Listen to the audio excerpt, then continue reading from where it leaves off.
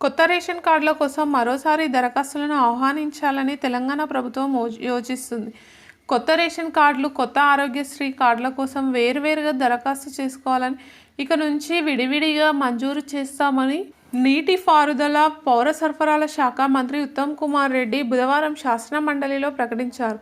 కౌన్సిల్లో అడిగిన ప్రశ్నకు సమాధానమిస్తూ దారిద్ర్య రేఖకు దిగువన ఉన్న కుటుంబాలకు ప్రత్యేకంగా కొత్త రేషన్ కార్డులు జారీ చేస్తామని ఉత్తమ్ స్పష్టం చేశారు.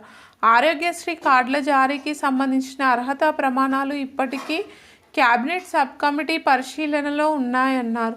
మేము నూతన రేషన్ కార్డుల మార్గదర్శకాలను 2 వారాల్లో ఖరారు చేస్తాం. రేషన్ కార్డుదారులకు బియ్యంతో పాటు ఇతర నిత్యావసర సరుకులను సరఫరా చేసే అంశాన్ని ప్రభుత్వం పరిశీలిస్తుంది. కొత్త రేషన్ కార్డులకు అర్హత ప్రమాణాలు క్యాబినెట్ సబ్ కమిటీ సిఫార్సుల ఆధారంగా ఉంటాయి అని ఆయన చెప్పారు. కాంగ్రెస్ ఎమ్మెల్సీల సూచనలపై మంత్రి స్పందిస్తూ కొత్త రేషన్ కార్డులు జారీ చేసే ముందు రాష్ట్ర ప్రభుత్వం దరఖాస్తుదారుల ఆదాయం, భూమి, ఇతర అంశాలను సమీక్షిస్తుందని చెప్పారు. కొత్తవి ఇచ్చే వరకు పాత రేషన్ కార్డులు చెల్లుబాటు అవుతాయని హామీ ఇచ్చారు. కొత్త రేషన్ కార్డు కోసం దరఖాస్తు ఫార్మాట్ ఖరారు చేయబడుతుందన్న ఆయన ఆన్లైన్ దరఖాస్తు ప్రక్రియను తాత్కాలికంగా నిలిపివేశారని తెలిపారు. ప్రజా దర్బార్, ప్రజాపాలన కార్యక్రమాల ద్వారా రాష్ట్ర ప్రభుత్వం ఇదివరకే దరఖాస్తులను స్వీకరించింది.